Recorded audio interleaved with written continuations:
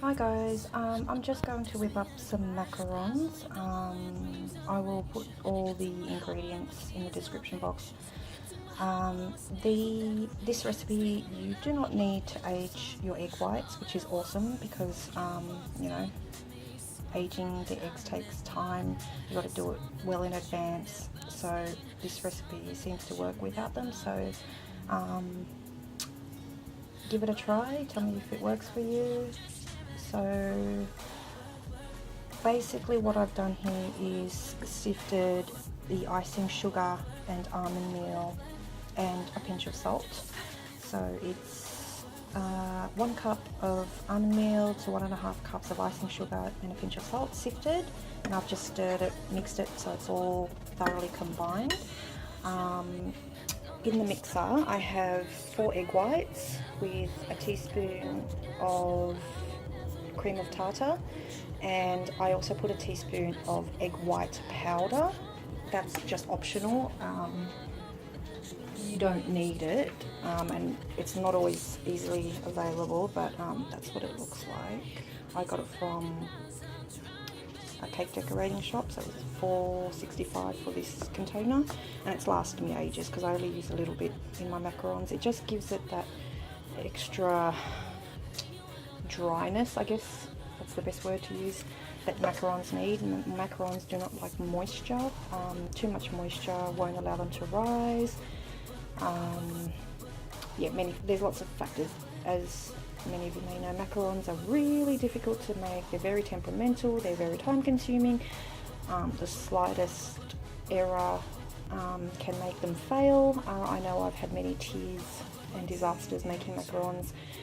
It just requires a lot of practice, and until you know what you're doing, you know, even the mixing of the batter, the mixture, sorry, not batter, if you undermix it,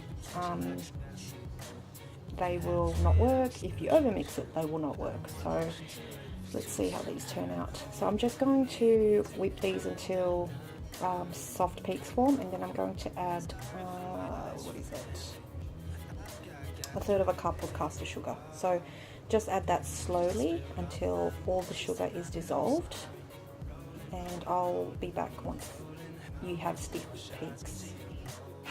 Sorry about the noise. So I'm now gradually adding sugar, caster sugar, just a little bit at a time.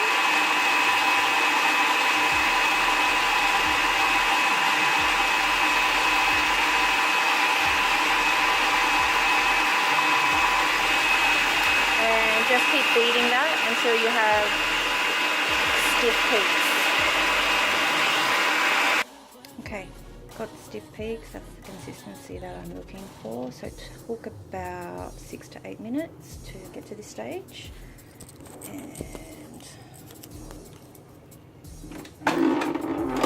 I'm going to make 2 colors. So at this stage you would usually add the gel coloring. Don't add food coloring like the ones you get at the supermarkets. Please use gel coloring like these, like Americolor or Wilton. They have a lot less water content, a lot less moisture, which is, if you use normal food coloring, it could make them just fall flat, and you don't want that. It'll be a waste of time and effort. So I'm going to divide this into 2 because I'm going to make 2 colors, 2 flavors. So I'll be back. Okay, so I've divided it in half, put it into 2 separate bowls. So this is kind of the consistency you want, really stiff peaks. So today I'm going to make 1 batch in teal, which is like the Tiffany blue color. Just put a couple drops. And the other one is going to be fuchsia, which is a purpley pink. Making birthday cakes for my dad and my auntie, who both share their birthdays in April, as well as myself. My dad's is on the 13th, my auntie's on the 17th, and I'm on the 22nd. So we're going to have a joint birthday on Saturday. I don't know if I'll have time to make my own cake because I've had a sick child all week, so I'm getting started quite late. It's already midweek. If I have time, I'll make my cake as well. If not, then I'll just let them have the limelight. That's fine with me. I'm going to make these into unbirthday naked cakes, which are the craze and the trend in Australia right now. So they're basically naked buttercream cakes with bright buttercream with dripped ganache on the top, with all types of lollies and candies and chocolate shards and macarons. I mean, berries, flowers. It's just a mishmash of everything and anything, and they look amazing. They look beautiful. So you've probably seen some on my page that I've made for other customers. So I'll mix these colors in and be back. I'm going to add the almond meal and icing sugar mixture into both bowls, halving the mixture, and then I'll mix it all together with the colouring, because I don't want to mix in the colouring and lose all the air that's in the egg whites. So I'm just going to add about half to each, just eyeing it, so hopefully get it right. I usually don't halve the recipe. I've always just made one flavour, one colour to each recipe, so this is the first. So I really hope it works out. So here I have the fuchsia. I'm just slowly folding in the almond and icing sugar mixture, or confectioner's sugar, into the egg whites. Now they say to get it about right, because you can't undermix it and you can't overmix it, because either will get you in trouble and they won't turn out. So people say it's about 60 to 75 turns or folds, if you like. So you kind of want it a sort of like a lava consistency, where it's not too runny and not too thick. So you sort of have to know what to look out for, and that takes practice, a lot of practice, in making macarons a lot. And even now, I've been making macarons for 5 years, on and off, not every day of course, not every week, but even now I still have trouble making them. You know, like the same batch might, one batch that goes in the oven, even though it's the same recipe, everything was done correct and the same, one tray might come out perfect, the other tray will come out flat. So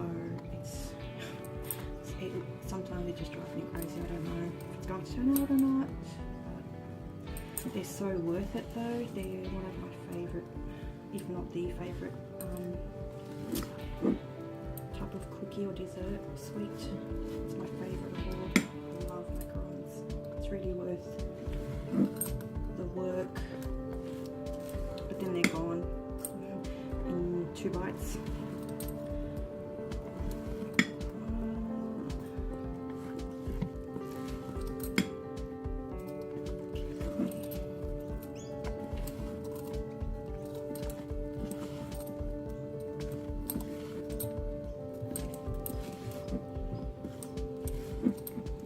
I've got 3 cakes baking in the oven right now, so these macarons will decorate the cakes that are baking. Hopefully they turn out, so I have some macarons to decorate with. Colour looks, it's very pale. Might add a bit more colour, maybe.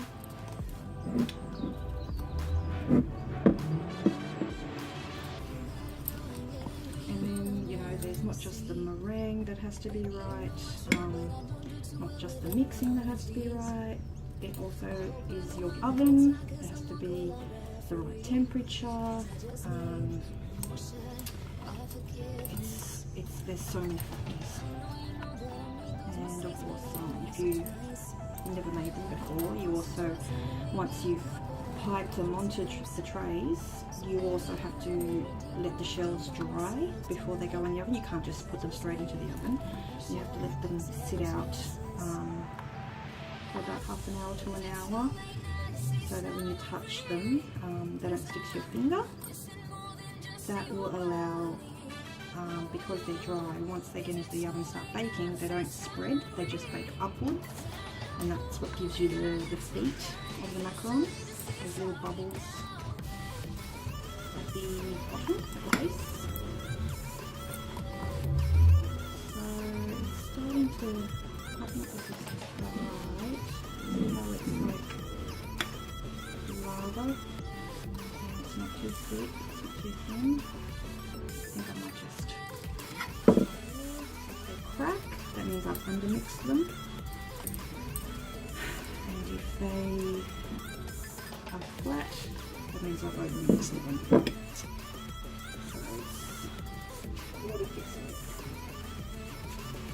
So I'll do the blue, the teal, and then I'll be back. So here we have them both mixed up all ready to pipe. So this is the consistency you kind of want. See how it just falls on top of itself in ribbon-like form, like so. So it's not too runny, but it's not too thick either. It's really hard to describe, but yeah, it's like lava, I guess. And this is the teal. This one might be a tad big, so I might just mix this in a little bit more. Excuse me. Excuse me. And then I'll pipe them onto the baking trays, which are lined with baking paper. I'm just going to show you quickly. They've been in there for 10 minutes, so you can see that they've developed their feet, and they look really beautiful. So you should cook them for at least 20 minutes, no less, because they need to be cooked and dried out, otherwise they'll collapse and they'll stick to the baking paper. So they're going back in for another 10 minutes, and it's on 150 degrees Celsius. I'll put all the Fahrenheit conversions in the description box. So the teal ones have just come out of the oven, and as you can see, a couple of them have cracked a little bit, but the majority are perfect, so I'm happy. You know, they have their feet, if you can see the little bubbles around the edges, that's what they are called, the feet. That's, you know, the signature trait of a macaron, a good macaron. Smooth tops. You know, I'm very happy they've turned out, and you know, I didn't age these egg whites whatsoever, so no waiting, no messing about, nothing to prepare in advance. Perfect macarons. So if you're wanting the recipe, just look in the description box. I'll provide everything, all the measurements and everything in there. And I must give credit to Anne Reardon from How to Cook That. Got to give her the credit of this recipe, so thank you, Anne. And I will show you what the the fuchsia ones look like once they're baked as well. As I said earlier, they were a bit runnier in consistency, so I'm curious to see how they turn out. And I forgot to mention, you know, when they're out, the shells are drying for 30 minutes to an hour. I like to do it at least an hour just to be sure, to know when they're ready to go in the oven. If you touch them and nothing sticks to your fingers, then you know that they're ready.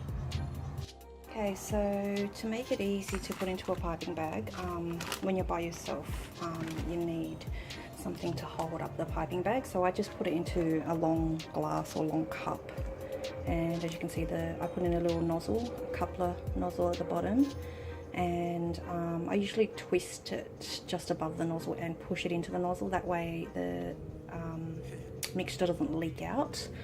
And you just fold it over, so and then you can easily pour it in with the bowl using 2 hands. I'm going to pipe these on to my prepared trays, and I will show you once I'm done. I'm going to try to do this one-handed for you, but I've already piped some. So you basically, I do them freehand, but you can find templates on the internet and just print it out. So you basically direct straight up and then quickly pull up. Direct straight down, pipe and pull up. So that's how it's done. And then once you've completed a tray, you need to tap the tray and bang it against the bench a few times just to get out any extra air bubbles, and that is a must. If you don't do that, they will not work either. So I'll be back. So I've got them all piped out. I've tapped all of them against the bench to get out the air bubbles. If you can see, there's an air bubble right there. That's just releasing itself, and there's one there as well. Oops, there you go. And they do spread, so don't pipe out circles that are too big. And I'm so scared those two are going to touch when they're baking. I'll show you the fuchsia ones. The fuchsia mixture seemed to be a little bit runnier than the teal mixture, so I think I didn't halve the almond and icing sugar mixture too evenly. So I hope they still turn out, and I'll just show you something on this one. See how these ones are a bit irregular shaped? It's because of that, see the crease in my baking paper? That was from the actual roll, the dispenser. It's got a bit of foil on the edge there, so I must have had it over like that, and it created a crease. So because of that, I now have 4 irregular shaped macarons, which obviously won't be used, so they'll probably get eaten. So now I'm just going to leave these all to dry out, as I said, from about 30 minutes to an hour. I try to keep them out as long as possible so they're completely dry. I don't want to take any risks. So yeah, that's pretty much where we're at the moment. These are how the fuchsia macarons turned out. As I mentioned, the mixture was a little runnier than the teal ones. So when that is the case, they don't rise as much, obviously, because it's runny, so it tends to spread out and be more flat. So, but they still turned out pretty nice, flat tops, a little bit of feet. So there's just a tiny bit of discoloration of around the edges there. You can see a bit of brown. Sometimes that's unavoidable because the oven, when you bake anything, you get browns. So when you have pale colours like this, you need it to cook, but you don't want it to brown. So it's a bit finicky. So you try to keep the temperature as low as possible so it doesn't discolour, but high enough to cook and bake the cookies. So it can be touchy with different ovens being different temperatures and not being the accurate temperature that's showing. I need to get myself a oven thermometer so I know exactly what the temperature is. And some ovens like mine have hot spots, so some places are hotter than others, so I actually have to turn my tray around halfway through baking, so some will have discoloration like that, but overall I'm pretty happy and these will go on my cakes. These are the 3 cakes that I was baking earlier. I'll get those into the freezer, and then the night before I need them, I'll get them out and then start putting them together. This is what I do. I bake all my cakes that I need, and then I put them in the freezer till I need them, and this makes them actually more moist, and yeah, that's something that a lot of decorators do, because we have so many orders that are due on the weekend. We have to bake them in advance. So yeah, that's just a little insider knowledge. So they're the fuchsia ones, you've seen the teal ones, and you'll see everything all together when I put these cakes together. Thanks, and please like and subscribe. Please try this recipe out and tell me what you think. Thank you. Bye.